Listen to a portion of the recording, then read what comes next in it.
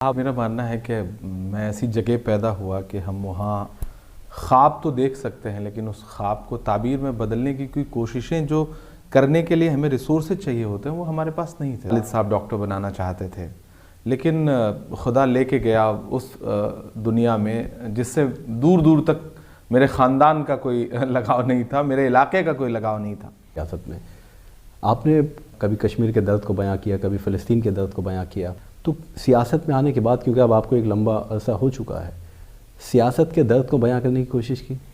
देखिए, सियासत का कोई दर्द नहीं है, सियासत में रहने वालों के अपने दर्द हैं। सियासत का तो हेलो मैं दानिश।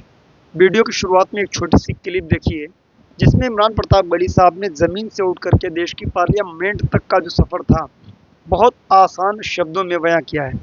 मैं चाहता हूं कि मेरे डीएल गोल्डन न्यूज़ चैनल पर इस कंप्लीट वीडियो को ज़रूर देखिएगा। ये वीडियो पॉडकास्ट विद तहजीब यूट्यूब चैनल से लिया गया है। हम इस पर रिएक्ट करेंगे। आपको ये वीडियो कैसा लगेगा ये कमेंट्स करके ज़रूर बताइएगा। फ़लस्तीन की नज़में कब कहीं, इस दौर में उन्होंने सच्चाई के अलावा क्या और चुना, इस कंप्लीट वीडियो में देखने की कोशिश करते हैं। आइए एक बार प्यारा सा कमेंट्स करते हैं, ये पूरा वीडियो देखते हैं जो उन्हें अता हुई।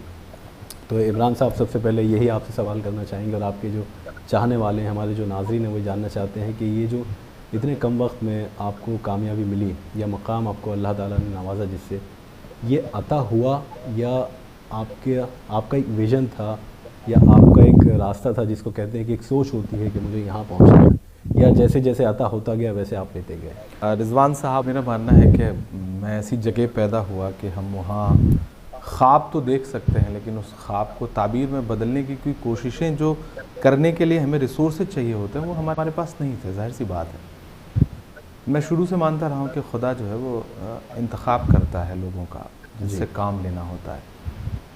मेरे घर में कोई शायरी का कोई माहौल नहीं, जहाँ मैं पैदा हुआ आसपास कोई ऐसा माहौल नहीं। वालिद साहब डॉक्टर बनाना चाहते थे, लेकिन खुदा लेके गया उस दुनिया में जिससे दूर दूर तक मेरे ख़ानदान का कोई लगाव नहीं था, मेरे इलाके का कोई लगाव नहीं था। ऐसे में वहाँ मकबूलियत देना, और फिर एक दिन मुझे ऐसा महसूस हुआ कि ये दुनिया छोटी है, ये कैनवस छोटा है, इस कैनवस को और बड़े पैमाने पर ले चलते हैं।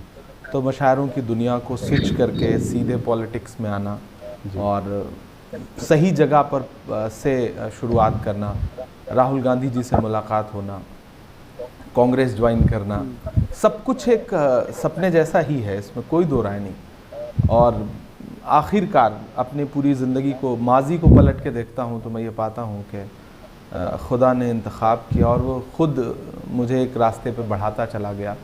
और बिना किसी बैकअप के, बिना किसी सपोर्ट के आज जो कुछ भी मैं सामने पाता हूँ अपने, तो मुझे लगता है कि शायद उसको मुझसे कुछ काम लेना है, तो मैं अपने हिस्से का वो काम करने की कोशिश कर रहा हूँ। जी, इसके पीछे ज़िम्मेदार किसको समझते हैं, या इसके पीछे कहते हैं ना कि किसी न किसी कामयाबी के पीछे किसी का हाथ होता है, किसी औरत का हाथ, या माँ हो चाहे बीवी हो? देखिए, ये कहावत है, लेकिन मेरा मानना है कि मेरे पीछे बस दुआएं रहीं, हाथ से ज़्यादा दुआओं में उठे हुए हाथ रहे। और वो माँ बाप के थे, वो वालिद साहब के थे, वो दोस्तों के थे और बड़े मुखलिस दोस्त, और जो पूरे मुल्क में, पूरी दुनिया में मेरी शायरी की वजह से जो मेरे चाहने वाले बने, उन्होंने जो मेरे लिए, मेरी कामयाबी के लिए दुआएं की। जी, मैं सारा क्रेडिट उनको देता हूँ। मुझ में ऐसा कुछ नहीं था, हम में ऐसा कुछ नहीं होता। खुदा हमें किसी और के हिस्से की दुआओं के सदक़े में कामयाब करता है। मैं शुरू से मानता रहा हूँ, काम लेना होता है उसे, तो वो ज़रिया बनाता है लोगों को। तो उन्हीं दुआओं ने मुझे यहाँ तक पहुँचाया है। मेरी, हम सब में कुछ ना कुछ काबिलियत होती है। मुझसे भी बहुत अच्छे लोग होंगे मुल्क में जो अपनी अपनी फील्ड में बहुत अच्छा कर रहे होंगे, लेकिन अगर उसने मेरे हिस्से में ये एक रास्ता डाला तो शायद किसी की दुआ का असर है, मैं यही मानता हूँ। सियासत में आना, ये तो हम सब जानते हैं कि आप अचानक राहुल गांधी जी से आपकी मुलाकात हुई, उसके बाद आप सियासत में आ गए, दाखिला हो गया आपका सियासत में। आपने कभी कश्मीर के दर्द को बयां किया, कभी फ़लस्तीन के दर्द को बयां किया, तो सियासत में आने के बाद क्योंकि अब आपको एक लंबा अरसा हो चुका है, सियासत के दर्द को बयां करने की कोशिश की? देखिए, सियासत का कोई दर्द नहीं है, सियासत में रहने वालों के अपने दर्द हैं। सियासत का तो कोई दर्द है ही नहीं, सियासत तो दर्द देने वाली चीज़ है। अच्छा। तो दर्द सर देने वाली चीज़ है। तो मैं हमेशा से मुद्दों पर शायरी कर रहा था। मैं लबो रुखसार जुल्फ़ आंचल का शायर नहीं था, जिसकी वजह से मुशायरों की दुनिया में भी खूब मतलब मुश्किलें झेलनी पड़ी, क्रिटिसाइज़ किया लोगों ने मुझे। लेकिन मैंने अपना रास्ता बनाया, अपनी ऑडियंस बनाई और मैंने नज़में कहीं जो मुशायरों में अमूमन नहीं कही जाती थी। जी। गज़लें कही जाती थी। नज़्म के शायर जो है वो हमारे मुल्क में तो मुशायरों में पढ़ने की हिम्मत नहीं जुटा पाते थे। जो कहते भी थे तो वो किताबों तक या रिसालों तक महदूद रह जाता था। तो मैंने नज़में कहीं और उन तमाम मौजू पर नज़में कहीं जो कहीं ना कहीं मुल्क के लिए एक जलता सुलगता मौजू था, जिन्हें मीडिया छोड़ देती थी। वो कश्मीर हो, फ़लस्तीन हो, वो पहलू का इशू हो, वो नजीब का गायब होना, या फिर देश में मॉब लिंचिंग के जितने इशूज़ हैं, मैं सब पे नज़में कह रहा था। जी। सियासत में आने के बाद बहुत सारे लोगों को ये लगता है कि सियासत आपसे आपकी आज़ादी छीन लेती है, या पॉलिटिकल पार्टी से मंसूब होने के बाद आपकी एक पार्टी लाइन को क्रॉस नहीं करते। लेकिन मुझे खुशी इस बात की है कि कांग्रेस पार्टी मुझे हमेशा ये आज़ादी। तो आप इस कंप्लीट वीडियो को अभी छोड़कर नहीं जाइएगा, पूरा वीडियो देखिएगा। ऐसा नहीं कि ये वीडियो मैंने आपके लिए छोड़ दिया है। मैंने कहा ना कि ये डिबेट आपको बहुत ही ज़्यादा पसंद आने वाली है। और आगे थोड़ा इमरान साहब को सुनते हैं, क्या कुछ कह रहे हैं। कांग्रेस पार्टी मुझे हमेशा ये आज़ादी देती है कि मैं अपने हुनर को ज़िंदा रखूं, मैं अपनी शायरी का जो हुनर है उसके साथ इंसाफ करूं। तो मैं बीच में तो इतना मसरूफ़ हो गया था कि मुशायरे कम पढ़ पा रहा था, लेकिन इस बीच मैंने थोड़ा सा उस मसरूफ़ियत में से वक्त निकालने की कोशिश की। तो मैं अभी भी जा रहा हूँ मुशायरों में, भी दुबई मुशायरा पढ़ के आया हूँ मैं। और मैं फ़लस्तीन पे जो मेरी नई नज़्म है वो पूरी दुनिया में बहुत सुनी जा रही है। तो सियासत का कोई दर्द नहीं है, सियासत दर्द देती है, सर दर्द ज़्यादा देती है। तो आपको काफ़ी सर दर्द मिला इसका मतलब। सबको होता है। वैसी दुनिया है कि वहाँ वो इलाहाबाद के एक शायर थे बुद्धसेन शर्मा जी, उनका एक शेर है कि यार सियासत की गलियों में मत जाना, नागन अपने बच्चों को खा जाती है। तो वो मतलब मैं उस शेर को कई बार मैंने उनके साथ बैठ के उन्हें सुना है। तो मैं अक्सर सोचता था कि यार ये शेर क्या मतलब कैसे इन्होंने कह दिया कि नागन अपने बच्चों को खा जाती है। लेकिन अब महसूस करता हूँ कि बहुत सारे लोग हैं दुनिया में जो सियासत में हैं और फिर एक ऐसी मुश्किल ज़िंदगी चुन लेते हैं अपने लिए कि सच में वो कहीं के नहीं रहते।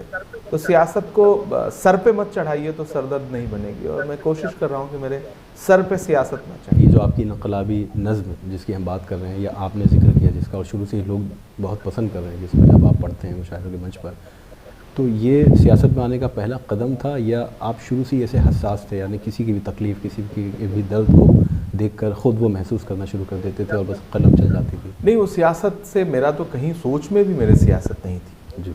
ये बेसिक रूप से ये मैं शुरू से बहुत हसास था, और दुनिया में कहीं भी कुछ हो रहा था तो सारे जहां का दर्द हमारे जिगर में है, वो वाला एहसास हमेशा से था। वालिद साहब बहुत हसास हैं, तो उनके ज़रिए जो किस्से कहानियाँ सुनते थे पूरी दुनिया के, जैसे मैंने फ़लस्तीन पे नज़्म 2012 में कही। अच्छा। यानी कि आज से 11 साल पहले, मेरी उम्र बहुत कम थी। फ़लस्तीन का मसला इतना बड़ा दुनिया के सामने नहीं था, मीडिया इतना ज़्यादा नहीं था, सोशल मीडिया इतना ज़्यादा नहीं था, हमारे सामने उस तरह की तस्वीरें नहीं थी। लेकिन हमने अपने वालिद साहब से, उनके दोस्तों से जो किस्से सुने थे, वो कहीं एक जहन में बैठा हुआ था। और जब पहली बार वहाँ मसला पूरी दुनिया के सामने आया बड़े पैमाने पर, तो मैं किसी मुशायरे में जा रहा था, मुंबई था शायद, और गाड़ी में बैठे बैठे वो 15-20 मिनट में पूरी नज़्म हुई, और जो पूरी दुनिया में बहुत सुनी गई, मैं फ़लस्तीन हूँ, मैं फ़लस्तीन हूँ। तो वो आपके दिल का हसास होना ही इस बात का सबूत है कि आप इस तरह की चीज़ें कह पाते हैं, वरना तो वही लबो रुखसार, वही जुल्फ़ आंचल, वही खतूत, वही आशिकी पीना पिलाना, इसके अलावा तो शायरी को तो बिल्कुल एक तरह से अलग ही दुनिया की शायरी माना जाता था। लेकिन आप इस कंप्लीट वीडियो को देख चुके हैं इमरान प्रतापगढ़ी साहब का एक पॉडकास्ट विद तहजीब चैनल पर, ये यूट्यूब से लिया गया वीडियो। आपने पूरा पॉडकास्ट देखा है। इसका सेकंड पार्ट हम अगली वीडियो में लेकर हाजिर होंगे। आपको ये वीडियो कैसा लगा ये कमेंट्स करके ज़रूर बताएं। हम इसी तरीके के वीडियोस अपने डीएल गोल्डन न्यूज़ चैनल पर लेकर हाजिर होते रहते हैं। थंबनेल में हो सकता है कि आपने सांसद इकरा सिंह जी का कहीं पर फ़ोटो देख लिया हो, हालांकि उनका इस फ़ोटो से कोई मतलब नहीं, लेकिन अगर कोई मतलब की बात ऐसी है तो हम एक छोटी सी खबर उनके नाम की ज़रूर बताना चाहेंगे। आप इस वीडियो को छोड़कर नहीं जाइएगा, क्योंकि कश्मीर के दौरे पर सभी सांसदों के साथ सांसद इकरा सिंह जी कुछ तस्वीरें उन्होंने शेयर की हैं। उनके आजकल सोशल मीडिया पर कुछ फ़ोटोज़ भी शेयर हो रहे हैं। वो फ़ोटो भी आपने देखे होंगे, कश्मीर की अ, खूबसूरत की वादियों में वो घूम रही हैं और उन पलों का एंजॉय कर रही हैं। तो आप इस कंप्लीट वीडियो को देखने के बाद क्या कहेंगे कमेंट्स करके ज़रूर बताएं। मिलते हैं किसी और वीडियो के साथ, दुआ में देखना। जय हिंद।